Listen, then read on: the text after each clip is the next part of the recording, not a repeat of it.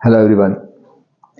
आज हम आपके लिए कुछ ऐसे क्वेश्चन लेके आए हैं पूरे स्टडी ऑफ कंपाउंड से, जिनके आंसर नो डाउट आपको आते होंगे, लेकिन एक बार को आपको सोचना पड़ेगा क्वेश्चन पढ़ने के बाद कि अरे यार इसमें क्या करना है।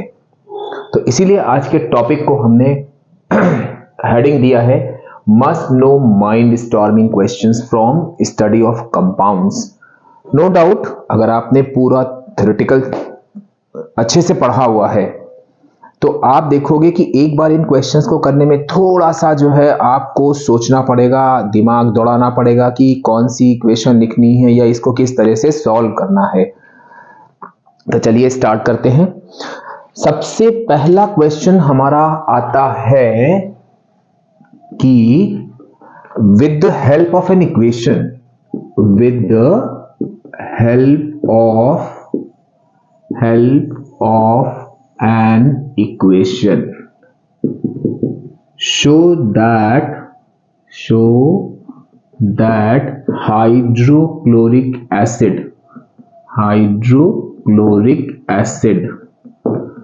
contains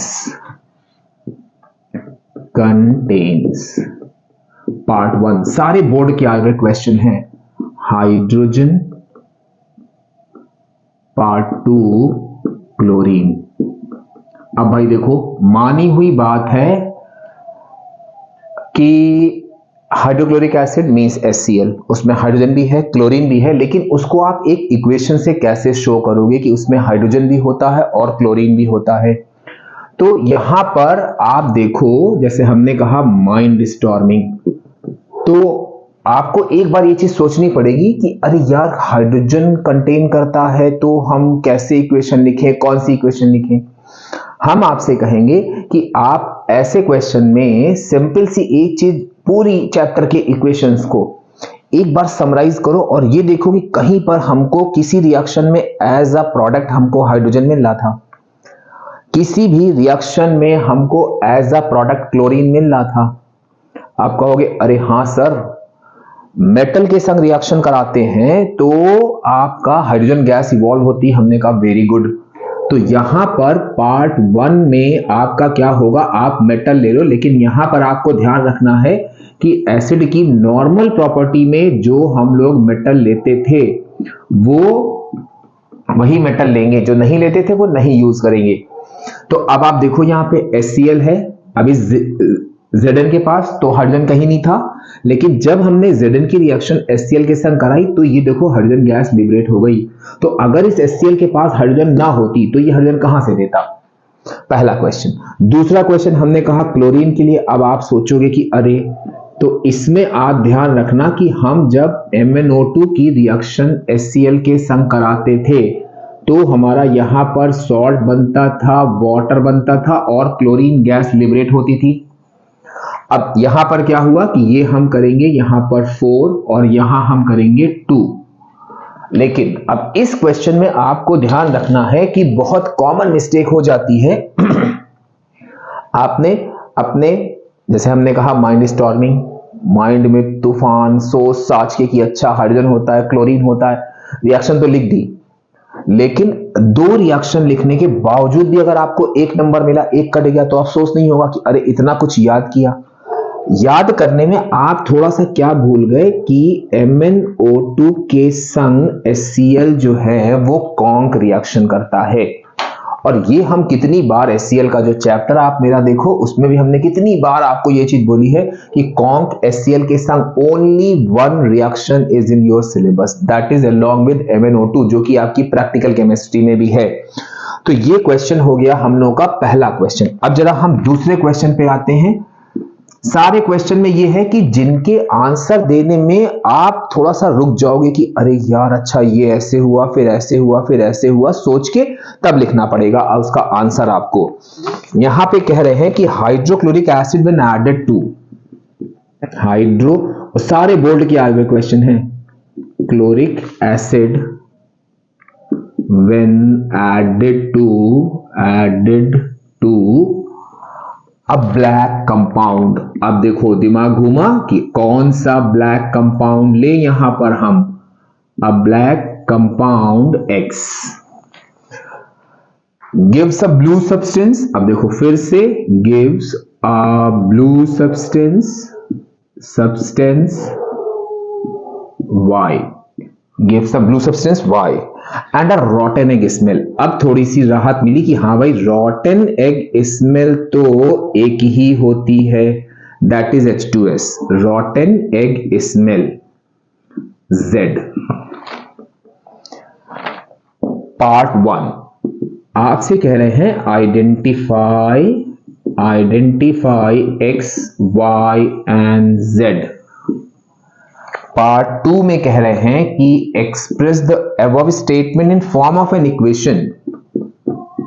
express the above equation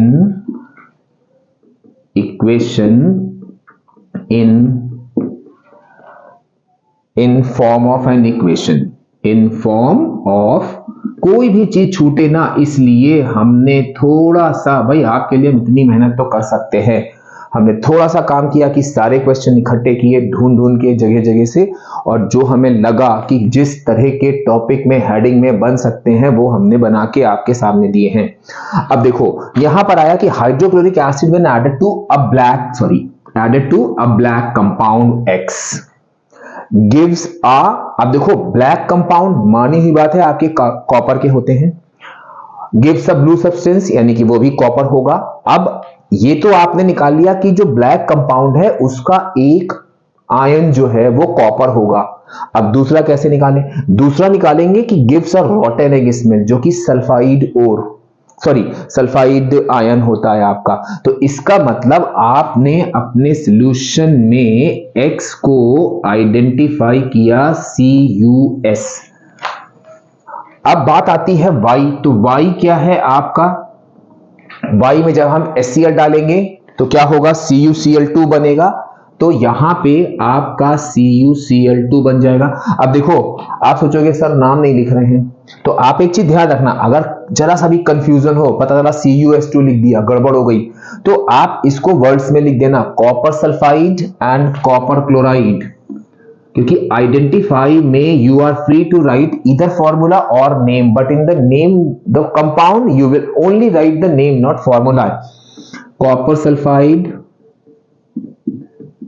sulphide और ये आपका हो गया कॉपर क्लोराइड और Z तो no doubt rotten egg smell इकलौती होती है, that is H2S, that is, हम दोनों लिख दे रहे हैं, आप कोई एक लिखना जिसमें आपको कॉन्फिडेंस हो, हाइड्रोजन सल्फाइड। ये हो गया। अब पार्ट 1 तो हो गया आपका, अब पार्ट 2। अब देखो उन्होंने आपसे डायरेक्ट नहीं पूछा कि give balanced equation when hydrochloric acid is added to, कोई भी मेटालिक सल्फाइड दे देते, जिंक सल्फाइड, कॉपर सल्फाइड, तो आप लिख लेते आराम से कि acid plus sulphide gives salt plus H2S, लेकिन उन्होंने ऐसे नहीं पूछा, उन्होंने क्वेश्चन को घुमा दिया। तो यहां पर क्या हुआ? आपका हुआ CuS plus HCl gives CuCl2 plus H2S।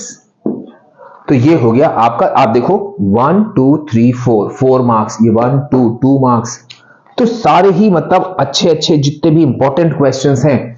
अब हम कुछ उन क्वेश्चंस की बात करेंगे जिनसे जो हम शुरुआत से जितने भी हम वीडियो बना रहे हैं, हम आपसे कहते हैं बेटा की टर्म है जरूर लिखना, की टर्म है जरूर लिखना।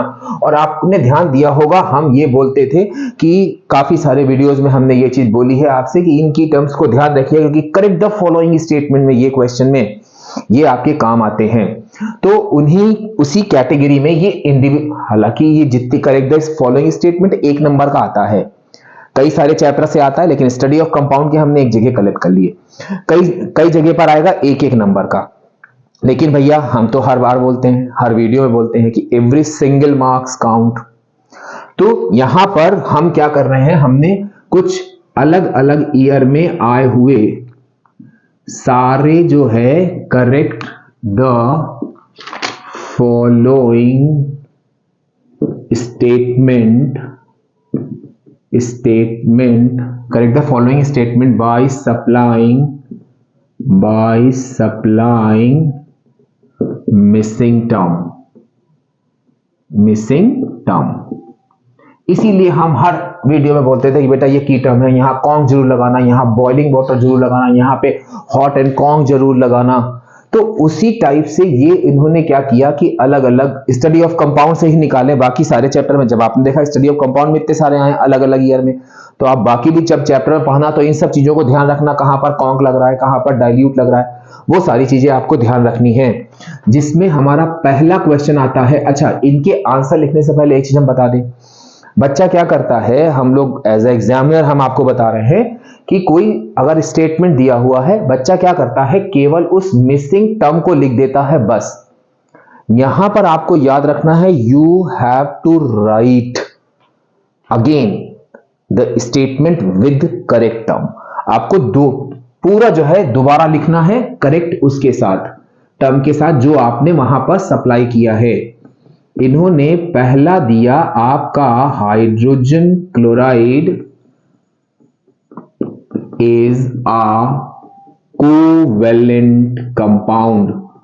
आप कहोगे अरे सर ये तो सही है, हम कहेंगे नहीं सही है, क्योंकि पोलर कोवेलेंट कंपाउंड और नॉन पोलर कोवेलेंट कंपाउंड दो टाइप के होते हैं, जिसके बारे में हम आपको बहुत डिटेल में केमिकल बॉन्डिंग में बता चुके हैं। तो यहां पर आपका स्टेटमेंट क्या होगा करेक्ट वाला, मतलब ये आंसर होगा इसका कि हाइड्रोजन क्लोराइड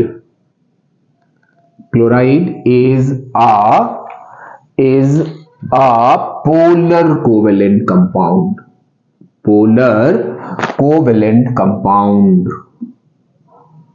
कोवेलेंट कंपाउंड। तो यहां पर आपका जो मिसिंग टर्म था वो था पोलर। अब सेकंड की बात करते हैं, जो हमने बहुत सारी बार एम्फेसाइज किया था आपसे कि hydrogen chloride gas is soluble in water. तो कितने लोगों के दिमाग में आ गया होगा, अरे सर ये तो आता है, आपने कितनी बार बताया है, हाईली सॉल्युबल इन वाटर। तो हमने आपको एक एग्जांपल के थ्रू बता दिया कि आपको पूरा स्टेटमेंट लिखना है। हम यहाँ पे पूरा स्टेटमेंट नहीं लिखेंगे, वीडियो बहुत लंबा हो जाता है। आप में से कई लोगों ने ये शिकायत करी है, लेकिन मेरा कहना ये है कि भाई वीडियो थोड़ा सा लंबा हो रहा है, लेकिन अगर यूजफुल इंफॉर्मेशन मिल रही है तो आपको थोड़ा सा टाइम देना होगा। गारंटी हम ले रहे हैं कि जो भी चीज हम बता रहे हैं वो बिल्कुल सही होगी। नेक्स्ट है आपका अमोनिया रिएक्ट्स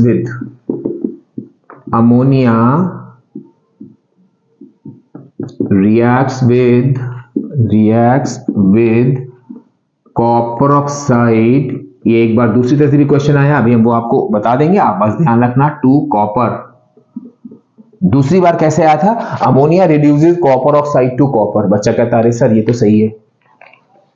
तो गड़बड़ क्या हुई, गड़बड़ यहां पर ये हुई कि ammonia reacts with heated copper oxide, then copper oxide, या ammonia gas reduces heated copper oxide to. बेटा ध्यान रखना, पूरा स्टेटमेंट लिखना है आपको, बीच में ऐसे आधे से मत छोड़ देना। फोर्थ आ गया आपका, अब देखो ये इन्होंने हीटेड कॉपर ऑक्साइड पूछा, अगर लेड ऑक्साइड पूछे तभी भी आपको हीटेड लगाना है, हो सकता है वो क्वेश्चन को घुमा के दे दे। फिर यहां पे क्या है, अमोनिया इज यूज्ड इन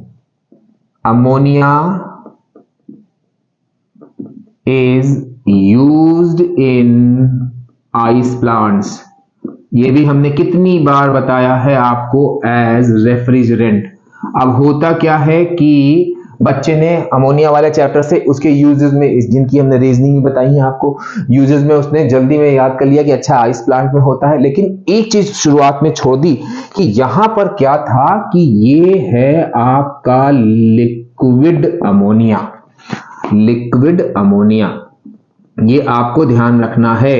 एक बार ये चीज पूछी गई थी, एक बार पूछी गई थी आपकी कि ammonia is used as cleansing agent. अब यहां भी आपने कहा अरे सर ये तो सही दिख रहा है, लेकिन नहीं, यहां पर क्या था, ये था आपका लिक्कर अमोनिया, लिक्कर अमोनिया, ये सारे वही की टर्म्स हैं। अब ये भाई आप सोचोगे अरे चल सर गलती हो गई छोटी सी, एक नंबर चल, अरे एक नंबर क्यों गया भाई, जब तक हम एक नंबर नहीं जाने देंगे बस। तो ये देखो, ये आपके कुछ क्वेश्चन ऐसे हैं जो इस टाइप से करेक्ट द फॉलोइंग स्टेटमेंट में आते हैं। अब नेक्स्ट आया हमारा, जो कि हमने नाइट्रिक एसिड में बहुत ज्यादा एम्फेसाइज किया था। नाइट्रिक एसिड में हमने आपको एक चीज बताई थी कि कॉन्क HNO3 NO2 देता है। हम जितनी बार भी होगा उतनी बार रिपीट करें ताकि आपको याद हो जाए। डाइल्यूट HNO3 NO देगा, लेकिन डाइल्यूट HNO3 वो आपका मैग्नीशियम और मेटल के संग हाइड्रोजन देता था with one condition, that is cold dilute, very dilute 1% nitric acid. तो यहां पर क्या है आपका कि नाइट्रिक एसिड, और हमने वहां भी आपसे बोला था कि वहां पे आप डाइल्यूट पे ध्यान ना देके मेटल पे ध्यान दोगे, कौन सा मेटल दिया हुआ है, क्योंकि अगर डाइल्यूट कॉपर के संग पूछते हैं तो नाइट्रिक ऑक्साइड यानी कि NO गैस होगी, लेकिन अगर डाइल्यूट वो पूछ रहे हैं मैग्नीशियम या मैंगनीज के संग तो हाइड्रोजन गैस देगी with condition cold very dilute 1%। Nitric acid reacts with दोनों क्वेश्चन आए हैं इसलिए हम दोनों लिख रहे हैं, copper two give nitric oxide gas. आपने कहा अरे यार हाँ कॉपर जो है नाइट्रिक, लेकिन अब आप ध्यान दो यहां पर क्या होगा, यहां पर आपका होगा डाइल्यूट नाइट्रिक एसिड, क्योंकि यहां पर कह रहे हैं नाइट्रिक ऑक्साइड गैस या नाइट्रोजन मोनोऑक्साइड, तो यहां पे आपका डाइल्यूट लगेगा। अब 7th में यहीं पर इसीलिए हमने दोनों को एक संग लिख लिया। वो क्या कह रहे हैं कि nitric acid gives hydrogen gas with magnesium.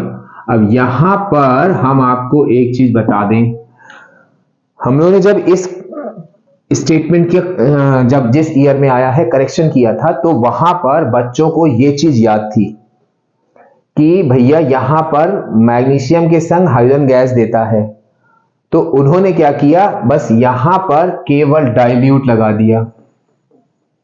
गड़बड़ क्या हुई, गड़बड़ हो गई कि वहां पे केवल हम डाइल्यूट नहीं लिखेंगे, क्योंकि यहां पर क्या होता है कि कोल्ड वेरी डाइल्यूट, ये हमने अपने नाइट्रिक एसिड चैप्टर में बहुत एम्फेसाइज किया है।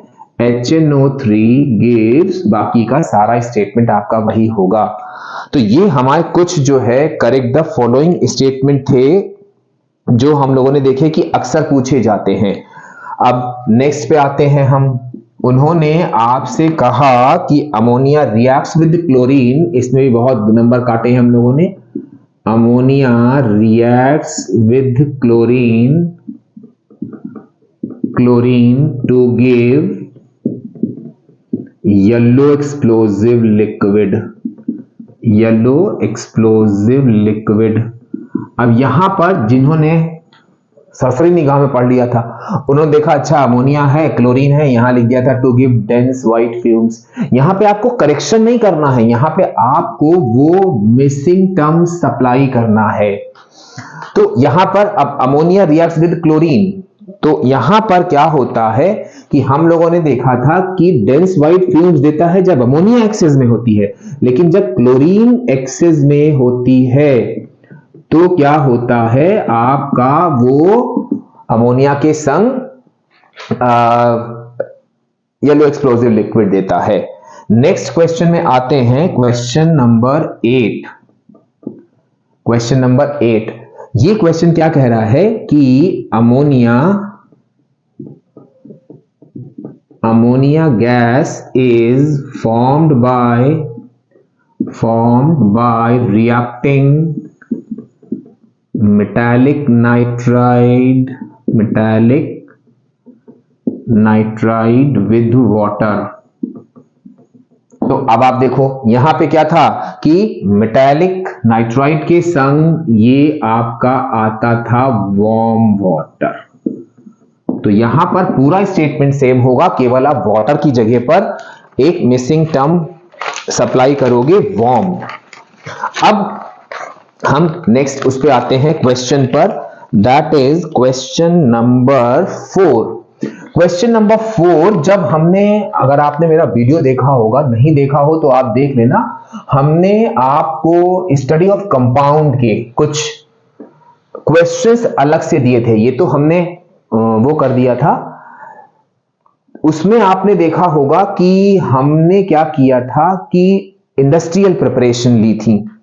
उन इंडस्ट्रियल प्रिपरेशन पर हमने आपसे कहा था कि एक टेबल वाला क्वेश्चन आता है, तो वो आप वहां देख लेना। यहां पर हम सिर्फ आपको रिमाइंड कराने के लिए कि किस तरह से डिफरेंट तरह से क्वेश्चन आता है, उन्होंने आपको दिया लैब प्रिपरेशन और फिर आपसे पूछा प्रोडक्ट्स, सॉरी, और यहां पर आपको दे दिया उन्होंने रिएक्टेंट्स, फिर आपको दे दिया प्रोडक्ट्स, और फिर आपका दिया है method of collection. Method of collection ये पूरा टेबल के फॉर्म में है, हम टेबल नहीं बना रहे हैं। और फिर उन्होंने आपसे कहा बैलेंस इक्वेशन, क्योंकि लैब प्रिपरेशन पर ज्यादातर या तो एक लैब प्रिपरेशन का डायग्राम बना हुआ होगा और उससे रिलेटेड सारे क्वेश्चन होंगे, लेकिन घूम फिर के क्वेश्चन वही आएंगे जो हमने जो है आपको लैब प्रिपरेशन वाले उसमें बताया है। यहां उन्होंने दिया है अमोनिया और ये कर दिया A, और यहां कर दिया CaCl2 plus NH3 plus H2O, और फिर इसमें B और ये C। तो अब आप देखो A, इसका आंसर क्या होगा कि A हमारा क्या होगा, अब CaCl2 NH3 और वाटर दिया है, तो यहां पर हम लेंगे NH4Cl and CaOH whole twice, या इनको आप उसमें भी लिख सकते हो ammonium chloride and calcium hydroxide, या सैल अमोनियाक और भूल गए CaOH whole twice, slaked lime, हमने कहा था ये सारे नाम याद रखना आप।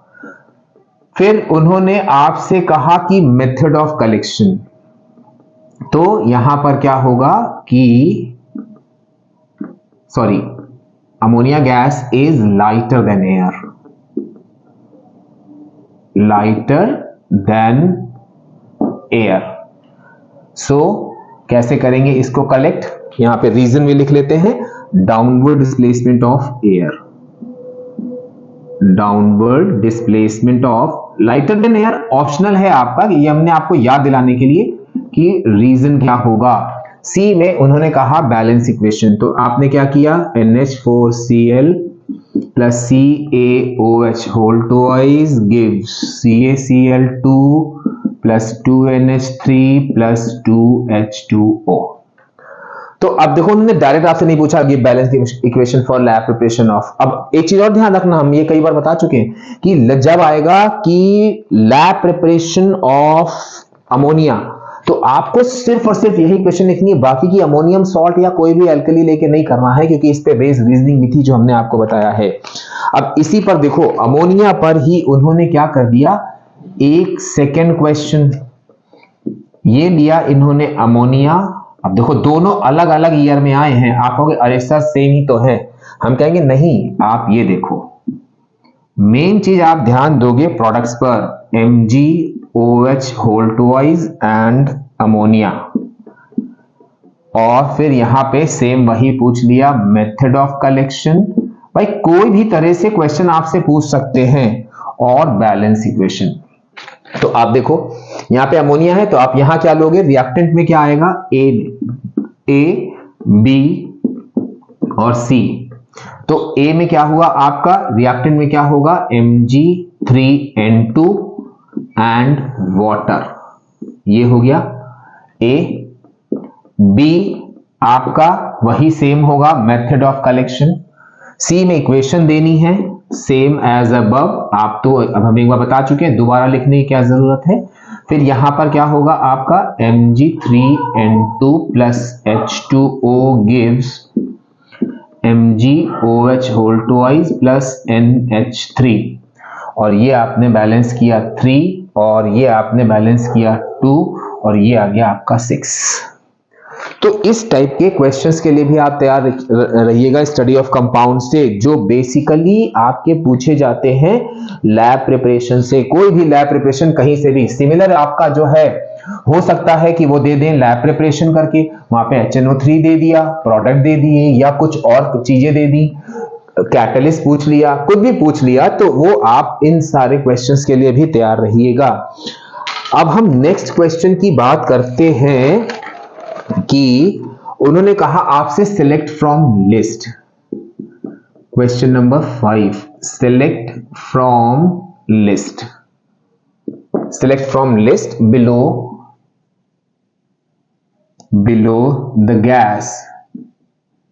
the gas that matches। अब इसमें भी आपका दिमाग थोड़ा सा घूमेगा। the description given in each case, and answer the question that follows,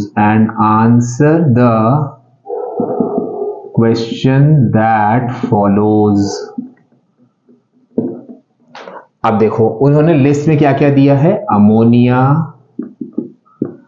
comma chlorine, comma hydrogen chloride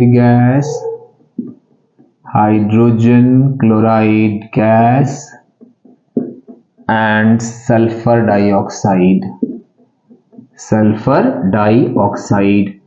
हम यहां सिंबल भी लिख सकते थे, लेकिन एज इट इज हम वही क्वेश्चन लिख रहे हैं जैसे एग्जाम पेपर में आपके आए हैं। अब देखो ये 4 नंबर में क्वेश्चन है, कह रहे हैं gas B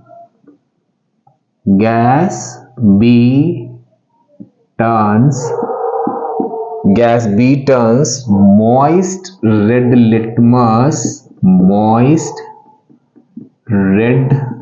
litmus blue। Part 1 इसका पूछा, what is the name of gas B?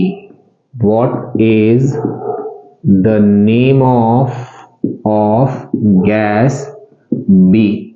अब देखो जब हमने अमोनिया चैप्टर पे वीडियो बनाया था, आपने देखा होगा हमने पहला पॉइंट टू रिमेंबर लिखा था, ammonia is the only basic gas. Basic gas का कहीं भी कुछ आ जाए तो आपको अमोनिया के अलावा आपके जहन में कोई और चीज नहीं आनी चाहिए। आपने कहा ammonia is a basic gas, अब बेसिक गैस ही तो रेड लिटमस को ब्लू करती है।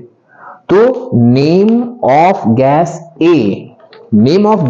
ए आपका क्या हो गया यहां पर, अमोनिया। और आपको जो भी नाम है वो सारे के सारे इन लिस्ट से ही लिखने हैं, अपने आप कुछ नहीं लिखना है।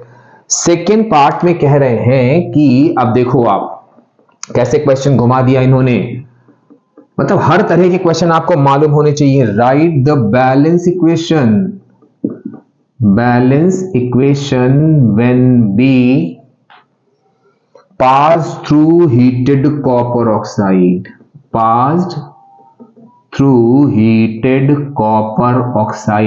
अब देखो यहां पे अमोनिया के रिड्यूसिंग नेचर को डायरेक्ट ना पूछ के इन्होंने क्या किया, आपसे कहा कि भैया उस रिड्यूसिंग नेचर की इक्वेशन को आप लिख दो।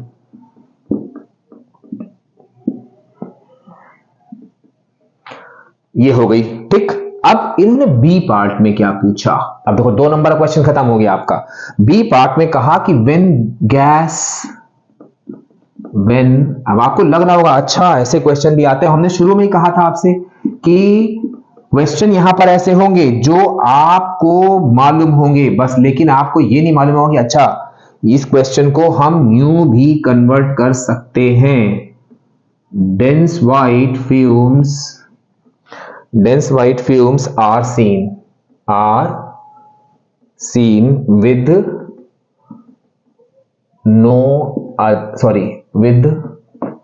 one product only, when one product only। अब वो आपसे कह रहे हैं पार्ट 1 में नेम सी। अब देखो भाई अमोनिया के संग कौन सी गैस डेंस वाइट फ्यूम देती है, आपको कहोगे अरे सर हाइड्रोजन क्लोराइड गैस, तो नेम सी क्या हो गया आपका, hydrogen chloride gas. Hydrogen chloride gas. फिर वो कह रहे हैं name the compound formed, name the compound formed when B and C reacts together,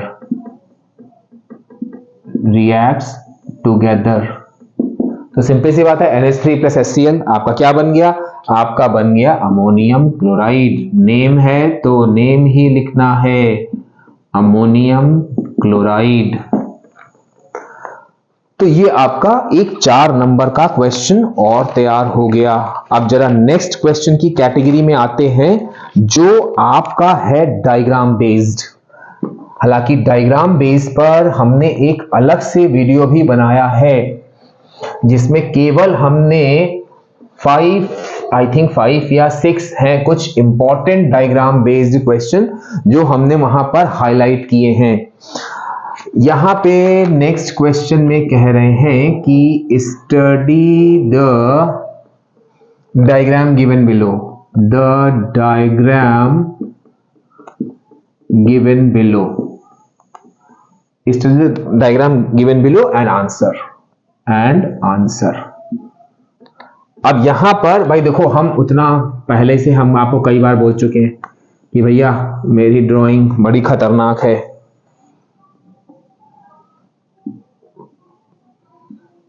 ये एक बर्निंग कैंडल ली है और इस पर इन्होंने एक इन्वर्टेड जार जो है वो लगाया है ड्राई HCl से। तो आपको समझ में आ रहा होगा। अच्छा, अब यहां पर क्या उन्होंने क्वेश्चन पूछा कि what do you observe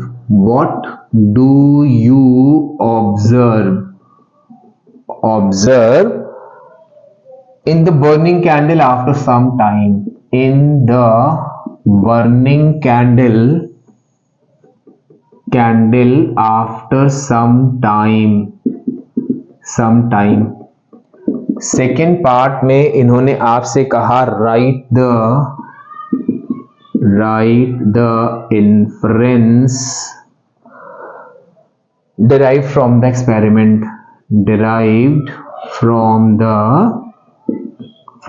the experiment, तो अब देखो भाई यहां पर क्या था कि हम लोगों ने देखा था इस एक्सपेरिमेंट में कि candle will extinguish after some time. जो क्या शो करता है, जो इन्फ्रेंस आपको क्या देता है कि HCl gas is heavier than air. तो आपने यहां क्या किया, HCl gas is heavier than air. तो ये सिंपल सा आपका एक क्वेश्चन और हो गया। अब हम कुछ ऐसे क्वेश्चंस की बात करेंगे जो हमारे सल्फ्यूरिक एसिड से है। भाई देखो नाइट्रिक एसिड बहुत छोटा सा है, बिल्कुल एक केवल लैब प्रिपरेशन और एक इंडस्ट्रियल प्रिपरेशन है जो कि बहुत सिंपल है। आप उस पर बेस्ड कैसा भी क्वेश्चन, उसमें कोई ऐसा ट्विस्टेड क्वेश्चन नहीं होता है। लेकिन H2SO4 अमोनिया में और HCl में ऐसे देखो ट्विस्टेड क्वेश्चन आते हैं जैसे हमने आपको बताए। अब देखो आप वहां पर उन्होंने एक क्वेश्चन दिया है आपका कि स्टेट, नेक्स्ट क्वेश्चन क्या है कि state the property of H2SO4, state the property of H2SO4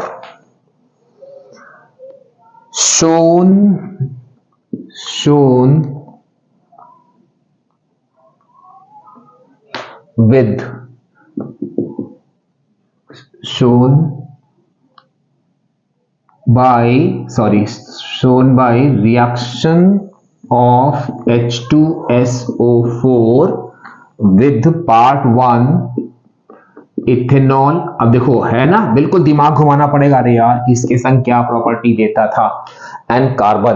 तो यहां पर इसका H2SO4 की सारी प्रॉपर्टीज और वो उसके किस सारी इक्वेशंस और किस प्रॉपर्टी को वो इक्वेशन शो करती हैं, जरूर याद रखिएगा। 5 नंबर का भी इसके बाद हम एक क्वेश्चन आपके पास लाने जा रहे हैं। तो फर्स्ट में इथेनॉल के संग हमने देखा था कि वो डिहाइड्रेटिंग नेचर शो करता है, जिसमें वो क्या करता था, इथीन बनाता था। और अगर आप देखो भी इथीन की लैब प्रिपरेशन में, तो वहां पे क्या था, डिहाइड्रेशन ऑफ अल्कोहल से हम इथीन बनाते हैं, और कार्बन के संग वो आपकी ऑक्सीडाइजिंग प्रॉपर्टी को शो करता है। तो एक क्वेश्चन हमारा ये हो गया सिंपल सा। अब आप देखो यहां पर उन्होंने आपको कुछ इक्वेशन दे रखी हैं, कुछ इक्वेशन दे रखी हैं। नेक्स्ट क्वेश्चन में एक दे रखी है CuSO4.5H2O और यहां दिया है Conc H2SO4। इस टाइप के ढेरों क्वेश्चन आते हैं, ये आपके बुक के पीछे भी दिए, आप वहां भी देख लेना, क्योंकि काफी सारी बार रिपीट हुआ है, तो उन्होंने एक ईयर में दे दिया है, बाकी जगह पे नहीं दिया है। पहली इक्वेशन। दूसरी इक्वेशन है आपकी S plus H2SO4 gives 3SO2 plus 2H2O। तीसरी है आपकी NaNO3 plus H2SO4 gives NHSO4 plus HNO3। और यहां भी आपका कॉन्क लगा है, यहां भी आपका कॉन्क लगा है। और तीसरी इन्होंने दी है आपको, फोर्थ दे रखी है MgO plus H2SO4 कॉन्क, और यहां पर MgSO4 plus H2O। पूरा क्वेश्चन बहुत लंबा है, हम नहीं लिख रहे, हम केवल आपको ये क्वेश्चन का आइडिया दे रहे हैं कि ऐसे क्वेश्चन आते हैं। Zn plus 2H2SO4 gives ZnSO4। अब यहां एक ये लास्ट वाला थोड़ा कंफ्यूजन वाला है, ध्यान रखिएगा, प्लस SO2 प्लस H2O। ये 5 इक्वेशन उन्होंने दे रखी हैं और उन्होंने कहा है कि आपकी 4 प्रॉपर्टीज दे रखी हैं। A है डाइल्यूट एसिड, B है आपकी डिहाइड्रेटिंग, C है आपकी नॉन वोलाटाइल और D है आपकी ऑक्सीडाइजिंग। और क्वेश्चन में कहा है कि some property of sulphuric acid are listed below. Choose the role played by sulphuric acid as A, B, C, D which is responsible for reaction from 1 to 5। अब देखो 4 रोल है और 5 इक्वेशन है, तो इन्होंने आगे दे दिया सम रोल और रोल्स में बी रिपीटेड। तो यहां पर आपको ध्यान रखना है CuSO4.5H2O Conc H2SO4, इसने वाटर को निकाल दिया, तो वाटर को निकाल दिया मतलब कि ये डिहाइड्रेटिंग नेचर को शो करेगा। तो यहां पर कुछ नहीं करना है, आपको सिर्फ लिखना है बी। आप क्या करोगे, 1 लिखोगे, इक्वेशन भी नहीं उतारनी है आपको, 1 लिखोगे, B C D A करके जो भी आंसर है वो आप लिख दोगे। फिर कह रहे हैं S plus Conc H2SO4 oxidising nature को शो करता है, जो आपका हुआ D। फिर आपका NaNO3, जब हम HNO3 की प्रिपरेशन करते हैं तो नॉन वोलाटाइल एसिड यूज करते हैं, तो आंसर हुआ आपका C। फिर MgO, ये तो देखो आप, acid plus base give salt and water, तो ये आपका क्या शो करता है, डाइल्यूट एसिड की प्रॉपर्टी, दैट इज A। और फिर आपका क्या दिया है, Zn प्लस H2SO4। अब यहां पे कंफ्यूज मत होना आपकी जिंक के संग ZnSO4, अगर होता ZnSO4 प्लस H2 तो वो डाइल्यूट प्रॉपर्टी होती, लेकिन यहाँ पे कॉन्क के संग दे रखी है, तो कॉन्क के संग दे रखी है, तो ये फिर से आपकी ऑक्सीडाइजिंग प्रॉपर्टी को शो करेगा, तो ये हो गया आंसर आपका D। तो B D C A D। तो ये हो गया आपका एक क्वेश्चन सल्फ्यूरिक एसिड पर बेस्ड। अब देखो हाँ, अब यहां पर ज्यादा डिटेल में हम नहीं वो करेंगे, थोड़ा छोटा सा बताएंगे, क्योंकि हमें जो कुछ लोगों ने कंप्लेन करी है कि इतने लंबे लंबे सर वीडियो बना देते हैं, लेकिन मेरा पर्पस होता है कि भाई कंटेंट जो है वो आपका कंप्लीट होना चाहिए।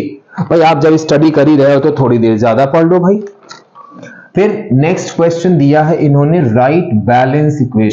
Right balanced equation to show number 1 oxidising nature. अब आपके पास हम क्वेश्चन यहां पे आंसर नहीं लिख रहे हैं, क्योंकि एक क्वेश्चन के ढेरों आंसर हैं। Behaviour of H2SO4 reacts with magnesium. फिर थर्ड में है आपका डिहाइड्रेटिंग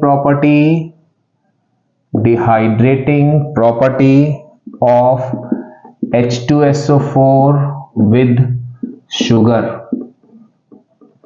फोर्थ में है आपका द कन्वर्जन ऑफ, अब ये आप ध्यान रखिएगा, conversion of SO3 to sulphuric acid.